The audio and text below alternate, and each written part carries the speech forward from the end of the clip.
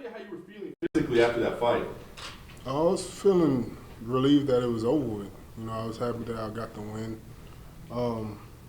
My eyes was a little messed up. It just felt like I had soap in my eyes the rest of the fight whenever I got hit in it. It was just hard for me to see after that. But other than that, I was feeling good. Did you ever figure out what exactly? I know we watched the tape. Was it a poke or was it a punch? Do you know what? I haven't watched the fight since. I watched the post-fight, but not the fight itself. Yeah. What did you do after the fight? I mean, did you take a couple days to relax, to celebrate? I mean, give us an idea kind of what it was immediately after the fight. We went to the Hakkasan. We drank a little bit, snorted a few lines to help my weight stay down. Sure, as you do. Yeah. Other than that, it was good. Everything's good. Well, talk about how then it goes to you fighting for a world title, because it was funny. I mean, in the immediate aftermath, you were joking a little bit, saying, I don't even want that fight. It doesn't even make any sense. So how did this all come together? I guess they seen the heart. That I believe they believe in me, and they know that I'm gonna come in and have an entertaining fight. No matter if I'm getting my ass kicked for 24 minutes in the fight, just know that 1 minute. If I get that 1 minute, 30 seconds or whatever left in the fight, then I'm gonna come out victorious. I promise you. Yeah. You've always said throughout your career that, I don't even do this for titles. I do this for supporting my family and to take care of them. But now that the title's on the line, does that attitude change at all? Just not just the title on the line. Whenever I signed my contract and seen the zeros, then it was like, okay, I can start training now. Before, like I told y'all before, I don't stay in the gym like everyone else does. All my opponents, it's pretty obvious. Like after the fight, I'm laying out on the floor. I'm tired, ready to go sit my ass down somewhere. And but this fight right here, I've really been training all day long, drinking more water than I need to be drinking, and just really taking it more serious. And it's not gonna be no excuses for myself. Win, lose, or draw, you will see all my all. Well, overall, Derrick, what's been the reaction from that post-fight interview that you had? In particular, the Donald Trump thing. Was that just, did you just come up with that off the cuff? Had you thought about that beforehand? No, with the Russian connection and the it was just freestyle. Me and Donald, we talked about that before back in the day when we used to golf back in Houston. And it was just something that I told him I'd mention him no matter what, no matter how bad everything's going in the U.S. That's all. So you had a conversation with him? Yes. You really did? I mean, that No. Wasn't... Wait a second. Come on. No, it's just whatever. I just say whatever. It's always the same thing with you guys. Y'all ask the same questions, so I just get tired of answering the same stuff all the time. So I just say whatever I want. Well, Derrick, what do you think was more influential in you getting this shot, the knockout or the hot balls comment? Probably the knockout. The knockout. Yeah. Was that one of the funnier things you've ever said? Probably on TV. Dude, before this fight was announced, you said, because the DC's got the Brock Lesnar fight lined up, and you said, listen, man, I think the only reason they put this fight together is if he assumes that he's just going to run through me, or even the UFC may assume that he's just going to run through you. You said that right before it was announced. So, I mean, is that the way you're coming to the table? You feel like the UFC, DC, they feel like you're not really a challenge? Not really the UFC, just DC. I believe that he's thinking that it's going to be an easy fight for himself, but go ahead and think that. It's crazy that I even made it this far with the type of training that I have been putting in before each and every fight. I really don't, like I said, I'm serious. I don't stay in the gym all day like just about all my opponents do. I stay probably 30 minutes, 35 minutes, and 5 minutes on my phone posting memes and stuff on Instagram. But for real though, but this camera right here, I've been really at the gym all day long. Okay, so the 30 minutes, I assume that was one of your classic jokes. You really only put in 30 minutes a day? 30 minutes. My coach is busy, but we've been stepping it up. We've been doing a lot of crazy stuff that I don't like, but we still been doing it. Are you going to come in with a little chip on your shoulder knowing that DC is probably looking at you as an easy payday? Oh, not at all. I always come in with a chip on my shoulder with any guy I'm fighting anyway, because I feel like they're trying to take my life away anyway. So that's what I always think about whenever I step in the cage. It's always life or death situation to me. Let me ask you, if you're a professional athlete and you're a dangerous guy in there, and this is what you're doing for a living, and I just wonder, why would you only spend that short a time at training? Why wouldn't you take it more serious? Because then you would know that you gave it 100%. Yeah, so that's one of the reasons why I didn't 100% retire, because I never gave myself a 100% chance, even in the training and stuff like that. I wanted to see what it's like to really train like a mixed martial artist and go out there and perform like one. And so I believe I'm heading that way now. Derrick, you talked to me ahead of your last fight about your back problems and the rehab that you've gone through with it. Ahead of this fight, are you be able to do any of that? I mean, is there even time? Oh, my back is good right now. Still day by day. It hasn't been hurting so far since my last fight. The injections that I got, I believe, is still working pretty good. And how do you prepare for this Olympic caliber wrestling that you know you're going to have to face with Daniel Cormier? Are you bringing in somebody kind of like build like him, but has the same kind of pedigree as him to prepare? Not at all. Just as long as I'm 100%, I'm in good shape. I don't care what he could do or what he thinks he's going to be able to do. I'm just worrying about myself. I don't care. Derrick, you were medically suspended by Nevada after the last fight. What was the process of getting that cleared? Because I think it was until November 6th, then the fight's November 3rd. So do you have to go through like Nevada to get that cleared? The medical suspension? What was that process? Did you have to go to a doctor? They had some like paperwork over? Yeah, I went to the doctor, got everything cleared, everything checked out pretty good. Basically saying that I'm good to fight, my health and everything's good. My heart is better than what they thought it would be, and I'm in great shape.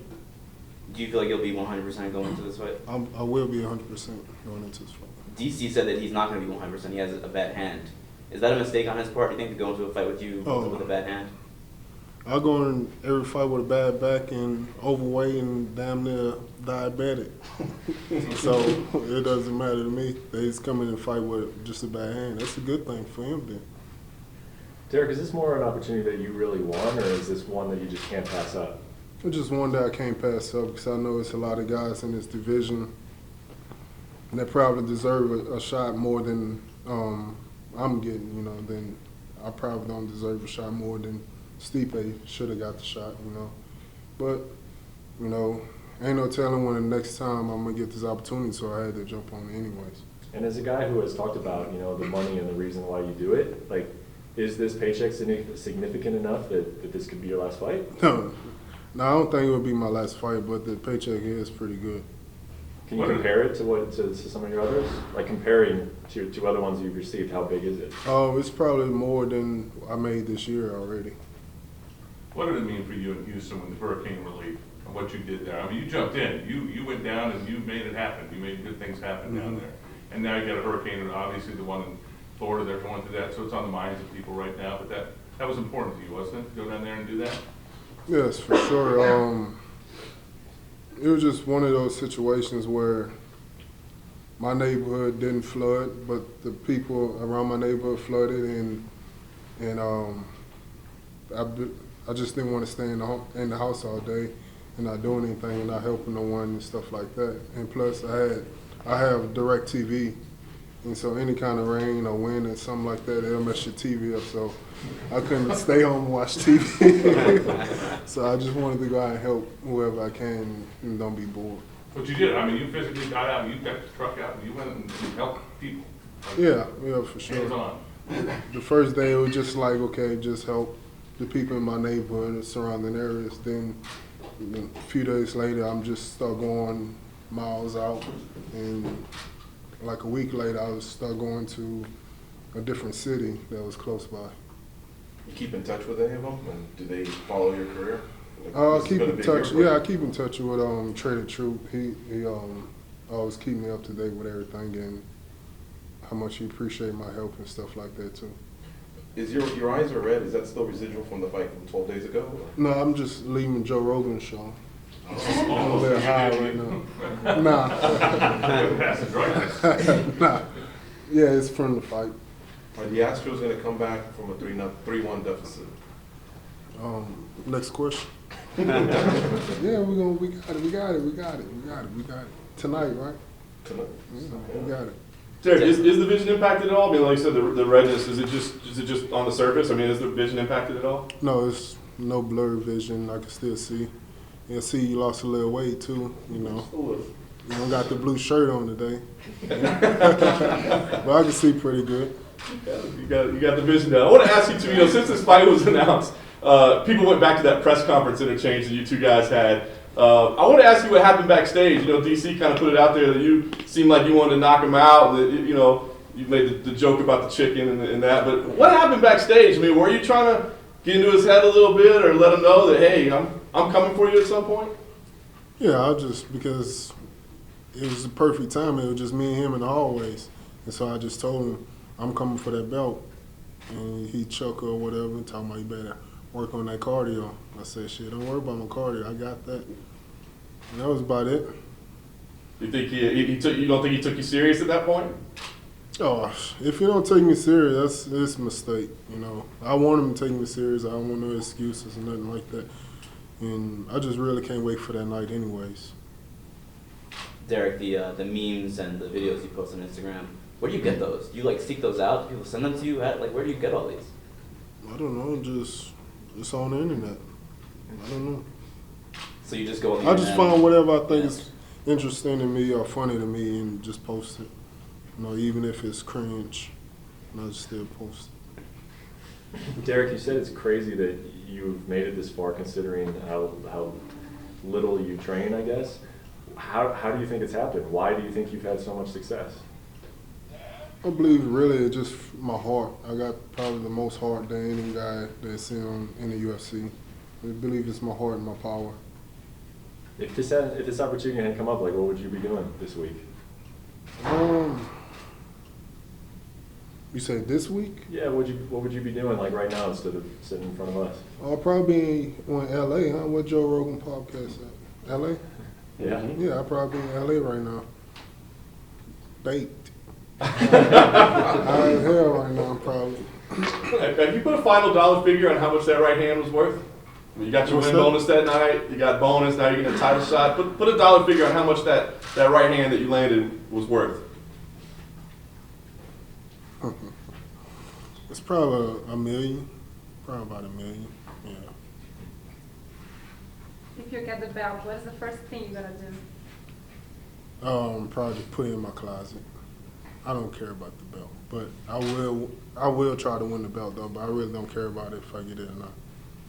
Do you care about headlining a card in Madison Square Garden, history there? Do you care about any of that? Not at all, but it is a cool. I'm sure it will be a cool experience because Ali, Mike Tyson, all the big name boxers fought there and made their mark in the sport.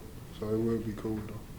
Was that a right hand you learned from George Foreman? Gotta ask you that. I mean, that looked like the right hand he threw against Michael Moore. Beat him when he was waging, and you trained with Foreman. No, I think it was the right hand my wife landed on me 3 years ago. So you did that right hand. Yeah, my wife, she hits hard, yeah. Derrick, I know you say you think Stipe deserved it more, but do you think people don't give you enough credit? I mean, 9-1 in your last 10 fights is pretty impressive. I mean, do you feel like people maybe aren't giving you enough credit that you do deserve this opportunity? Oh, I don't care if they give me credit or not. I don't care. I'm not a mixed martial artist. That's probably what they're looking at, and I don't blame them. I'm not.